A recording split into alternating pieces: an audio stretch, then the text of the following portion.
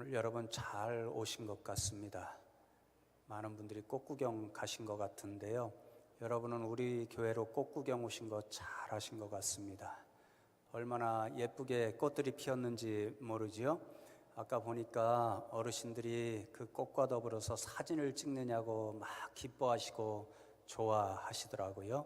이따가 예배 끝나고 나가실 때 그 꽃들을 보고 하나님이 이렇게 예쁘게 지어 놓으셨구나, 그렇게 감탄하면서 한번 구경하시면 좋겠고요. 그 꽃보다도 더 예쁘신 분들과 예배하는 자리에 있으니까 더 기쁘고 즐거운 줄로 믿습니다. 그러니까 옆에 분들에게 한번 인사하면 좋겠습니다. 꽃보다 권사님이십니다. 꽃보다 집사님이십니다. 꽃보다 장로님이십니다. 꽃보다 목사님이십니다. 그렇지요? 네. 꽃들보다 더 예쁘신 분들이 함께 예배드리니까 하나님께서 기뻐 받으실 줄로 믿습니다. 이번 달 설교 주제를요, 요한복음의 몇 구절의 말씀을 가지고 복음은 믿음을 요구합니다, 이렇게 정해 보았습니다. 지난달에 설교한 복음이신 예수 그리스도, 그것과 연결되는 설교 주제인데요. 복음이신 예수 그리스도께서 저와 여러분에게 요구하시는 한 가지가 있는데, 그것은 무엇보다도 믿음입니다 라고 하는 말씀을 한 달 동안 함께 나누려고 하고요. 사실은 제가 성도님들의 여러 요청을 어떻게 하면 한 번에 들어드릴 수 있을까, 이렇게 고민하면서 이번 달 설교 주제를 정했습니다. 지난 2월 달에 제가 설교 준비에 도움을 받기 위해서 성도님들로부터 설문조사를 받았잖아요. 요구들이 참 많고 다양했는데요. 그래서 이번 달에는 좀 더 많은 분들의 요청을 좀 어떻게 하면 들어드릴 수 있을까, 이렇게 다시 보니까요, 어떤 분들은 믿음이 무엇인지 다시 한번 돌아보는 그런 설교를 해주시면 좋겠다, 그렇게 요청하는 분들이 있었고요. 또 어떤 분들은 강해 설교를 해주시면 좋겠는데, 수요일처럼, 근데 요한복음을 해주시면 좋겠다, 이런 말씀도 있었고요. 어떤 분들은 강해 설교를 매주 하면 너무 한 성경 말씀 가지고 한 책 가지고 너무 오랫동안 진행되니까 특강식으로 이렇게 몇 주만 해주시면 좋겠다, 요청들이 참 다양하지요. 그런 요청들을 제가 좀 머리를 좀 써서요, 이렇게 취합해보고 중첩되는 부분을 이렇게 연결해 보니까 요한복음 가지고 믿음에 대해서 설교를 하되 몇 주 동안 특강식으로 설교를 하면 많은 분들의 요청을 한꺼번에 들어드릴 수 있겠다, 이런 생각이 들었습니다. 그래서 요한복음을요, 요즘 제가 다시 한번 쭉 읽어가고 있는데요, 새롭게 깨달은 말씀이 있습니다. 그것은 바로 요한복음 전체는 예수 그리스도를 향한 믿음으로 인도하는 믿음의 복음서다, 그런 깨달음을 얻게 되었습니다. 그래서 여러분, 오늘부터 한번 여러분들도 요한복음을 읽어보시면 좋겠는데요, 요한복음을 읽어보면요, 믿음에 관한 교훈들이 얼마나 많은지 모르고요, 예수님께서 사람들을요, 믿느냐 이렇게 물으시면서 믿는 사람들과 믿음을 거부하는 사람들, 이런 사람들을 나누시는 것을 발견할 수 있거든요. 그래서 이번 한 달 동안은 요한복음 말씀을 가지고요, 우리들이 어떠한 믿음을 가지고 살아야 하는지 그런 모습들을 돌아보면 좋겠습니다. 첫 번째 시간인데요, 오늘이 믿는다는 것은, 이런 제목으로 믿음의 본질이 무엇인가, 우리가 가져야 할 믿음의 핵심이 어떤 내용인가, 그것을 함께 3가지 정도 나누고 믿음의 결단을 가지고 이 자리를 떠나면 좋겠습니다. 첫 번째로, 우리가 믿는다, 그렇게 고백할 때에 우리가 무엇을 믿느냐 하면요, 바로 예수님을 믿는 겁니다. 그러니까 믿음의 무엇보다도 첫 번째 출발은 예수님 자신을 믿는 데 있다, 이것을 분명히 기억하면 좋겠습니다. 오늘 읽어드린 요한복음 2장 11절 말씀을 제가 다시 한번 읽어드리겠습니다. 예수께서 이 첫 표적을 갈릴리 가나에서 행하여 그의 영광을 나타내심에 제자들이 그를 믿으니라. 이렇게 기록되어 있지요. 예수님께서 우리가 잘 알고 있듯이요, 갈릴리 가나에서 있었던 혼인잔치 자리에서 물로 포도주를 만드시는 첫 번째 기적 표적을 행해 주셨지요. 그랬더니 예수님의 제자들이 예수님께서 행하신 그 표적을 통하여 이것은 인간의 능력으로는 행할 수 있는 일이 아니구나, 그렇게 생각함으로 그 가운데 예수님의 놀라운 능력과 영광이 나타나셨음을 보고 예수님을 믿었다, 그렇게 말씀합니다. 여러분, 이렇게 예수님을 믿었다라는 말씀이 무슨 뜻을 가지고 있는지는 우리가 수요일마다 요한복음을 나눌 때에 기억하실런지 모르겠습니다. 그때 제가 요한복음을 나눌 때는요, 요한복음 전체가 한 분 예수님을 향하여 초점을 맞추고 기록되어 있고, 그래서 요한복음은 우리들에게 예수님이 누구신가, 그것을 보여주는 복음서다, 그렇게 말씀드렸잖아요. 그러니까 예수님을 제자들이 믿었다 이 하는 말씀은요, 제자들이 이 표적을 통하여 예수님이 어떤 분이신지, 예수님이 누구신지를 분명히 보고 그 예수님을 믿었다, 이런 뜻이 되는 거죠. 여러분, 요한복음 2장 시작되기 전 말씀을 보시면요, 1장 마지막 두 단락에요, 예수님께서 제자들을 처음으로 부르시고 만나는 장면이 기록되어 있습니다. 첫 장면을 보면 예수님께 처음으로 다가온 두 제자가 기록되어 있는데요, 그 한 제자가 누구냐면 시몬 베드로의 형제 안드레였습니다. 그런데 안드레와 더불어 예수님의 제자가 첫 번째로 된 사람 두 사람 다요, 처음부터 예수님을 따라다닌 사람들이 아니었고 처음에는 세례 요한의 제자들이었습니다. 그런데 세례 요한이 늘 나는 진짜 그리스도가 아니고 내 뒤에 오시는 분이 진짜 하나님의 아들이시고 메시아 그리스도야, 이렇게 증언했잖아요. 그런데 어느 날 예수님께서 세례 요한에게 세례를 받으러 오시는 그 모습을 보고 자신의 주변에 있는 제자들과 사람들에게 바로 저분이 그토록 내가 말씀했던 그분이야, 저분이 바로 하나님의 아들이야, 이렇게 증언하는 음성을 안드레가 들었던 거지요. 그래서 안드레가 그 이야기를 듣고 예수님 앞에 쫓아갔고요, 예수님과 더불어 이야기를 나누면서 진짜구나, 이분이 그토록 내가 꿈꿔왔던 하나님의 아들 메시아 그리스도구나 라는 사실을 깨달아 알았고요. 그래서 너무도 기뻐서 제일 먼저 가서 전도한 대상이 누구였냐면요, 자신의 형제였던 시몬 베드로였습니다. 이렇게 전합니다. 요한복음 1장 41절 말씀을 보니까 그가 먼저 자기의 형제 시몬을 찾아 말하되 우리가 메시아를 만났다 하고, 메시아를 번역하면 그리스도라, 이렇게 전하는 거죠. 내가 메시아 그리스도를 만났어, 이렇게 전도하였고요. 그래서 시몬 베드로와 안드레가 예수님 앞에 처음으로 나가서 제자로 받아들여지게 되었습니다. 여러분, 그 이후에 또 보면요, 예수님께서 빌립이라고 하는 제자를 부르십니다. 빌립아 나를 따라오너라, 그렇게 이야기했더니 빌립이 예수님을 따라갔지요. 그랬더니 또 빌립도 이분이 진짜 하나님의 아들 메시아 그리스도구나라는 사실을 확신하게 되었습니다. 그러니까 너무 기뻐서 이번에는 누구에게 가서 전도를 하냐면요, 자신과 가장 친했던 나다나엘이라고 하는 친구에게 가서 전도를 합니다.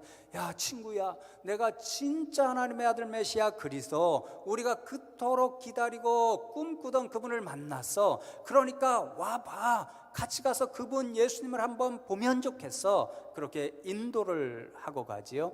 나다나엘이 예수님 앞에 가서요, 예수님과 몇 마디 말씀을 나눈 후에 나다나엘 역시 내 눈앞에 있는 이분이 바로 내가 그토록 꿈꾸고 만나기를 소망했던 하나님의 아들 메시아 그리스도구나, 그 사실을 확신하게 되었습니다. 그래서 예수님 앞에 이러한 믿음을 고백하지요.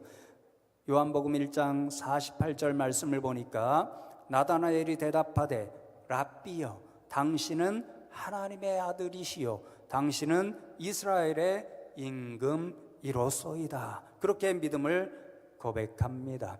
여러분, 그 제자들이 예수님을 다 따라 나섰고요, 예수님께서 그 제자들과 더불어 가장 먼저 간 자리가 바로 오늘 말씀이 결론적으로 기록된 요한복음 2장 1절로 11절까지 기록된 갈릴리 가나의 혼인잔치 자리였고요, 그 혼인잔치 자리에 예수님과 제자들이 있을 때에요, 포도주가 떨어졌다는 소식을 들은 거지요. 여러분, 포도주는 음료수나 떡 같은 거니까 굉장히 중요한 가치를 갖는 잔치 자리에 꼭 있어야 할 그런 요소였잖아요. 그러니까 주인과 모든 잔치에 있는 사람들이 굉장히 당황스러울 수밖에 없는 그런 어려운 상황이 만들어진 거지요. 예수님께서 그들을 위해서 물로 포도주를 만들어 주셨고요, 그래서 오히려 어려움에 빠질 수 있었던 그 잔치 자리에 모든 사람들이 참 기뻐하고 즐거워하는 그런 일로 변하게 되었습니다. 바로 예수님께서 그러한 일을 하셨음을 보고 제자들이 예수님을 믿었다, 그렇게 말씀하는 거죠. 그러니까 제자들이 예수님을 어떤 분으로 믿었겠습니까? 바로 자신들이 예수님 앞에 고백했듯이, 아, 그렇구나, 이 예수님이 하나님의 아들이 아니시라면, 메시아 그리스도가 아니시라면 어디서 이런 능력이 있어서 이런 일을 베푸실까? 어디서 이런 영광된 일을 나타내실 수 있을까? 그러니까 바로 이 예수님께서 우리들이 고백했던 대로 하나님의 아들이시구나, 메시아 그리스도시구나, 그런 확신을 갖고 예수님이 하나님의 아들이시요 메시아 그리스도임을 믿었다, 그 말씀인 거죠. 여러분, 그렇습니다. 우리가 믿는다는 일은 무엇인가 하면요, 바로 저 십자가에 달려 돌아가셨다가 사흘 만에 부활하신 예수님께서 하나님의 아들이시고 메시아 그리스도라는 것을 확신하는 일, 이것이 믿음의 첫 출발이 되는 거지요. 그래서 여러분, 사도 요한이 요한복음을 전부 기록하면서 기록한 목적을 이렇게 적고 있지요. 요한복음 20장 31절 말씀을 한 목소리로 함께 읽겠습니다. 시작. 오직 이것을 기록함은 너희로 예수께서 하나님의 아들 그리스도이심을 믿게 하려 함이요 또 너희로 믿고 그 이름을 힘입어 생명을 얻게 하려 함이니라. 여러분, 사도 요한이 요한복음 전체를 기록하고 있는 목적이 우리로 하여금 믿는 사람들이 되기 위해서, 되도록 하기 위해서 이 요한복음을 적고 있지요. 무슨 믿음을 가지라고요? 예수님께서 바로 하나님의 아들 그리스도이심을 우리가 믿도록 그 믿음의 길로 인도하기 위해서 요한복음을 기록하고 있고요, 그 믿음을 갖게 되면 하나님께서 저와 여러분에게 선물로 주시는 영원한 생명을 누리게 된다, 그렇게 기록합니다. 그러니까 여러분, 정말 더 중요한 믿음이 무엇이냐면요, 예수님을 하나님의 아들 그리스도로 믿되 누구를 위한 구원자로 고백해야 되는가? 바로 저와 여러분 각자의 구원자로 고백하는 믿음이 있어야 된다라는 거죠. 여러분, 그래서요, 다른 사람들이 저와 여러분을 대신해서 믿어줄 수가 없습니다. 아무리 우리를 사랑하는 부모님이 우리를 대신하여 예수님을 구원자로 믿어준다고 할지라도요, 저와 여러분은 그 믿음을 통하여 구원받을 수가 없습니다. 오직 저와 여러분 각자가 예수님, 그렇습니다, 예수님은 저를 위한 구원자 메시아 그리스도가 되십니다, 그렇게 믿음을 고백할 때 우리는 구원을 받고 영생을 선물로 얻게 되기 때문입니다. 그래서 여러분, 사도 요한은요, 그런 믿음을 어떤 믿음이라 기록하고 있느냐면요, 영접하는 믿음이다, 그렇게 기록합니다. 요한복음 1장 12절 말씀 우리가 잘 알고 있지요. 다시 한번 한 목소리로 읽겠습니다. 시작. 영접하는 자, 곧 그 이름을 믿는 자들에게는 하나님의 자녀가 되는 권세를 주셨으니, 그렇게 기록되어 있습니다. 영접한다는 것과 예수님의 이름을 믿는다는 것이 똑같다, 그렇게 기록되어 있지요. 영접한다는 것은요, 우리가 어떤 대상에 그렇게 됨을, 어떤 대상을 인정하고 그리고는 받아들이는 드린다, 이런 의미를 가지고 있습니다. 그러니까 여러분, 우리에게 구원을 허락하고 영생을 선물로 주는 믿음의 본질이 무엇인가? 바로 예수님께서 나를 위한 구원자가 되십니다 라는 사실을 인정하고, 예수님을 나의 구원자로 영접하여 받아들이겠습니다, 이런 고백이 있을 때 그 믿음이 우리를 구원으로 영생의 길로 인도하는 참 믿음이 되는 거지요. 여러분, 제가요 늘 몇 차례 말씀드렸지만요, 제 여동생이 하늘나라로 갔잖아요. 남겨진 두 아들과 딸이 있습니다. 몇 년 동안 그 남편이 딸과 아들을 이렇게 기르면서 살았습니다. 남자가 혼자 남겨지니까요, 두 자녀 기르는 게 쉽지 않았던 모양인지 얼마 전에 여자분을 만나서 재혼을 하게 되었습니다. 근데요, 남편은 그렇게 새로운 아내 맞아들이는 것이 조금은 더 쉬운 일인 것 같은데 아이들에게는 쉽지 않은 일이라는 것을 제가 보게 되었습니다. 두 자녀가 이제 새로운 엄마를 엄마 이렇게 부르고 받아줘야 그렇게 진짜 엄마, 진짜 자녀, 이런 관계, 새로운 그런 가족 관계가 이루어질 수가 있잖아요. 그런데 두 자녀에게는 쉽지 않았던 모양입니다. 그나마 다행스러웠던 것은요, 둘째가 아들인데 아직 어리니까 외할머니가 몇 번 그래, 그럴지라도 내가 이제 새엄마를 엄마로 불러야 돼, 엄마로 알아야 돼, 이렇게 가르치니까요, 둘째는 그래도 엄마 이렇게 쉽게 부르더라는 거죠. 그런데 첫째는 딸입니다. 거기에다가 예민한 사춘기를 지나고 있습니다. 그러니까 여러 차례 가르쳐도요, 엄마라는 말이 입에서 떨어지지를 않는 거죠. 엄마 그렇게 불러서 새엄마가 자신의 엄마임을 인정하고 받아들일 때 진짜 엄마와 딸의 관계가 되는 것인데 그게 쉽지 않은 거지요. 그러니까 늘상 제 어머니가 외손녀가 오면요, 그래 힘든지 알지만 그래도 이제 새엄마를 내 엄마로 맞아들여서 엄마 이렇게 불러야 된다, 그렇게 가르치고 또 가르치셨습니다. 2주 전쯤 통화하니까요, 드디어 이 큰딸 애가 엄마 이렇게 부르기 시작했다고 하더라고요. 그 사실이 무엇을 말하는 거죠? 쉽지 않지만 자신의 새엄마를 진짜 엄마로 받아들여서 인정하고 엄마 그렇게 불러주니까 진짜 엄마가 되고 진짜 딸이 되어서 새로운 가족관계가 이루어졌다라는 사실을 말하는 거지요.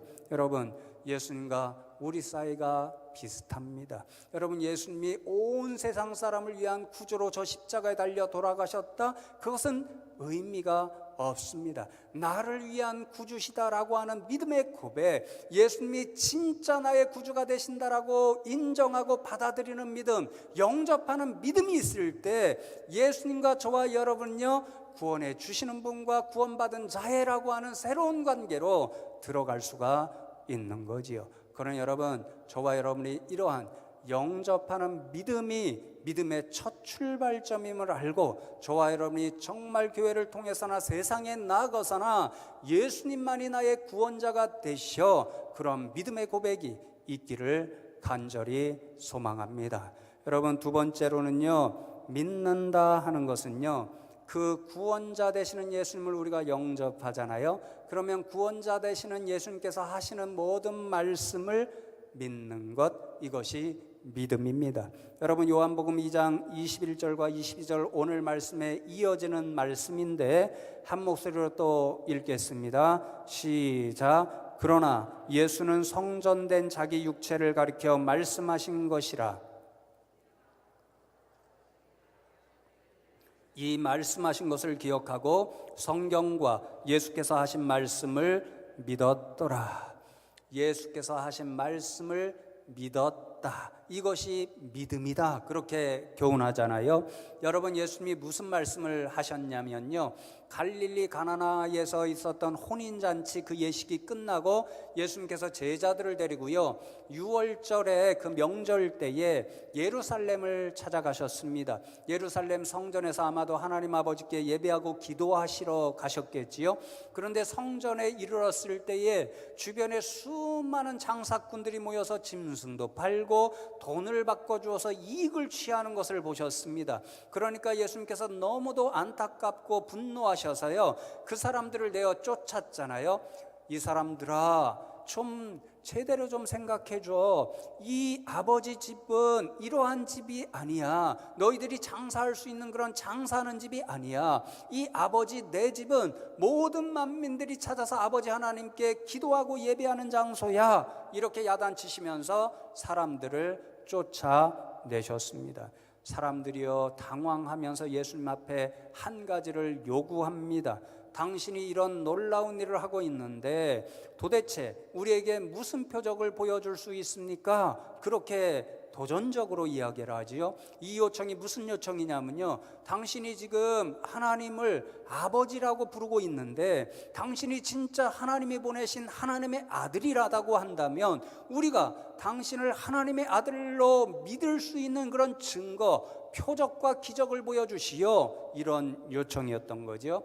예수님께서 사람들의 요청을 듣고 대답하시기를요, 저 예루살렘 성전을 한번 헐어보시오. 그러면 내가 3일 만에 다시 일으켜 세울 것이요. 그렇게 말씀하셨습니다. 그랬더니 유대인들이, 아니 당신 제정신으로 그렇게 말씀하는 것이요? 이 성전은 46년 동안 걸쳐서 지었는데 어떻게 당신이 3일 만에 다시 지을 수 있다고 하는 말이요? 그렇게 이야기를 하면서 예수님의 말씀을 전혀 믿지를 못했습니다. 반면에 제자들은요, 오랜 시간이 흘러간 후에 예수님께서 십자가에 달려 돌아가셨다가 사흘 만에 부활하신 그 사건을 보고, 아, 예수님께서 말씀하신 일이 바로 이 일을 말씀하신 거구나. 예수님께서 사흘 만에 성전을 다시 일으키신다 하신 것은 성전된 자신의 육신, 몸을 가리켜서 하신 말씀이구나. 3일 만에 죽음의 권세를 이기시고 다시 부활하신다는 그 사실을 말씀하신 거구나. 그렇게 깨닫고요, 아, 그렇다. 우리 주님 되신 예수님의 말씀은 참으로 하나도 헛되이 땅에 떨어지지 않는 진리의 말씀, 생명의 말씀, 그대로 이루어지는 말씀이구나. 그렇게 확신하고 예수님께서 말씀하신 그대로를 믿었다. 그 말씀인 거지요. 여러분, 그렇습니다. 우리가 예수님을 우리의 구주, 바로 나의 구주로 영접하는 믿음을 갖잖아요. 그러면 당연히 예수님의 말씀을 진리로 고백하고 믿을 수밖에 없는 거지요. 구원자 되신 그분, 하나님의 아들 되신 그분이 헛된 말을 할 리가 없잖아요. 인간은 가끔 헛된 말 합니다. 지킬 수 없는 말 합니다. 그러나 예수님은 그런 분이 아니니까 우리가 예수님을 구원자로 받아들이면 당연히 예수님의 말씀은 진실한 말씀이야, 그렇게 확신하고 믿을 수가 있는 거지요. 여러분, 얼마 전에 제가요, 둘째 아들 녀석과 저녁 시간에 있었습니다. 그런데 제가 조금 나쁜 습관이 있습니다. 아마 저뿐만 아니라 많은 목사님들이 그런 습관을 가지고 있는 것으로 알고 있는데요, 목사님들이 술과 담배를 하시지 않잖아요. 그러니까 이 입을 즐거워하는 달 음식들, 달달한 간식을 좋아합니다. 아마도 이 자리에 노회를 섬기신 분들은 다 기억하시지요. 목사님들 간식 꺼내놓으면요, 쉬는 시간 한 10분이면 산더미같이 쌓았던 간식이 다 사라집니다. 잡수시고요, 주머니에 챙기시고요. 그렇게 해서 금방 사라지거든요. 저도 조금 그런 습관이 있습니다. 9시 지나면은 먹지 말아야 된다, 그래야 건강에 좋다, 이런 조언을 알면서도요, 달달한 맛의 유혹을 떨치기가 쉽지 않습니다. 그날은요, 제가 가만히 제 배를 보니까요, 좀 심각할 정도로 나와 있더라고요. 그러니까 이래서는 안 되겠다, 9시 이후에 간식 먹는 일을 내가 그만두어야 되겠다, 이런 생각을 했는데, 저 혼자 그렇게 생각하면 금방 잊어버릴 수가 있잖아요. 그러니까 둘째 아들 녀석한테 들으라고요, 아빠 이제 간식 안 먹는다, 이렇게 이야기를 했습니다. 제 아들이 어떻게 반응했을까요? 코웃음을 치더라고요. 아빠가 진짜 간식 안 먹는다고 그렇게 이야기합니다. 뭔 말이죠? 믿지 못하겠다, 그 말이지요. 제가 평소에 얼마나 간식 먹는 일을 좋아했으면 아들에게 그렇게 말해도 아빠 말 못 믿겠어, 그러는 거죠. 여러분, 그렇습니다. 사람들의 말은요, 때때로 이런 허언일 수 있죠. 그러니까 사람들의 말은 믿을 수가 없죠. 제 아들 녀석의 말이 맞았습니다. 작심삼일이라고요. 며칠 지나고 나서 제가 또 달달한 유혹에 넘어가서 간식을 먹고 있는 제 모습을 보게 되었습니다. 여러분, 그러나 예수님은 그런 분이 아니지요. 예수님은 하나님의 아들이고 메시아 그리스도이시기 때문에 그 입에서 나오는 말씀은요, 거짓이 하나도 없습니다. 모두가 참되고 모두가 진리의 말씀이죠. 성경에 기록된 모든 예수님의 말씀이 진리의 말씀이죠. 그렇게 우리가 생각한다면 예수님의 말씀을 다 진리로 받아들이고, 그래, 예수님께서 말씀하신 그대로 이루어질 거야, 이렇게 믿을 수밖에 없는 거지요. 저와 여러분이 이러한 예수님의 말씀이 참으로 나에게 진리의 말씀이야, 이런 확신을 가지고 예수님의 말씀을 그대로 믿는 저와 여러분 되기를 소망합니다. 여러분, 마지막 세 번째로 간단히 하나 더 말씀드릴 것이요, 믿는다는 것은 반드시 순종하는 믿음이 따라가게 되어 있습니다. 여러분, 이건 역시 당연한 결론인데요, 예수님의 말씀은 진리가 되신다, 참으로 그러한 말씀이다, 그렇게 말씀드렸잖아요. 그러니까 예수님께서 말씀하시면 그대로 이루어집니다. 또 예수님께서 저와 여러분에게 이렇게 해라 저렇게 해라 말씀하시면요, 그 말씀을 순종하면 어떤 일이 일어날까요? 좋은 일, 선한 일이 일어나는 거지요. 그러니까 우리가 예수님을 구원자로 영접하고 그 예수님의 말씀이 참으로 진리의 말씀, 나에게 좋은 말씀이다, 그렇게 생각하면 어떻게 될까요? 당연히 예수님이 말씀하시면 그대로 순종할 수밖에 없는 거지요. 그러니 여러분, 믿는다는 것은 무슨 뜻을 가지고 있는가? 바로 예수님이 말씀하신 그대로 내게 이루어지리라, 세상 가운데 그대로 드러나리라, 성취되리라, 그런 확신을 가지고 예수님의 말씀에 그대로 순종하는 믿음, 그것이 믿음인 거지요. 여러분, 다시 한번 갈릴리 가나 혼인잔치로 돌아가면 좋겠습니다. 예수님께서 기적을 베푸셨던데 놀라운 사람들의 믿음의 반응이 있었던 것임을 우리가 발견할 수 있거든요. 누구의 믿음이었냐면요, 바로 예수님의 육신의 어머니 마리아와 하인들의 믿음이었습니다. 육신의 어머니였던 마리아는요, 항상 자신의 육신의 아들인 예수님이 이미 천사로부터 이야기를 들었잖아요. 이분은 하나님의 아들이시고 메시아 그리스도라는 것을 들었기 때문에 늘 자신의 육신의 아들 예수님을 귀하게 여겼잖아요. 그런데 이 혼인잔치 자리에서 듣고 보다 보니까 포도주가 떨어져 갑니다. 그러니까 예수님 자신의 아들이 생각났습니다. 그래서 아들에게 가셔서, 예수님, 아드님 이렇게 부르지는 않았겠죠. 아들아, 포도주가 다 떨어졌다고 하는데 이거 참 큰일인 것 같다, 이렇게 말씀하셨습니다. 그랬더니 예수님께서 처음에는요, 어머니 아직 제 때가 아닙니다, 그렇게 말씀하셨습니다. 그런데 마리아는요, 예수님께서 무슨 일을 해 주실 것이라고 하는 그런 기대와 소망을 버리지 않고요, 예수님 앞에는 뭐라고 더 이상 말씀하지는 않았지만 하인들에게 가서 예수님께서 말씀하신 그대로를 따르라, 그렇게 부탁을 하죠. 여러분, 2장 5절 말씀을 보시면 그의 어머니가 하인들에게 이르되 너희에게 무슨 말씀을 하시든지 그대로 하라 하니라, 그렇게 기록되어 있습니다. 마리아가 가졌던 믿음이 이것이고요, 마리아가 하인들에게 요청했던 믿음이 이것이죠. 무슨 말씀을 하든지 그대로 의심하지 말고 순종하라, 그러면 말씀하신 그대로 이루어질 것이다 라고 하는 믿음을 가졌고, 하인들에게도 그 믿음을 요구했던 거지요. 그랬더니 여러분, 하인들이 예수님께서 빈항아리 6이 있는데 가득 물로 채우라 그랬더니 아무 말 없이 채웠고요, 이제 그 채운 물을 혼인잔치 자리 사람들에게 갖다 주어라 말씀하셨을 때, 아니 물을 왜 갖다 주라고 이야기해? 이런 토나 어떤 다른 의문을 달지 않고요, 그대로 그 물을 갖다 주었습니다. 그랬더니 이미 물이 포도주로 변해 있었고요, 세상에서 아마 가장 맛있는 포도 중에 하나였기 때문에 사람들이 다 맛보고 너무너무 즐거워하면서 또 혼인잔치 자리에 있는 집주인을 다 칭찬하는 기쁨의 자리, 즐거운 혼인잔치로 끝나게 되는 거지요. 여러분, 그렇습니다.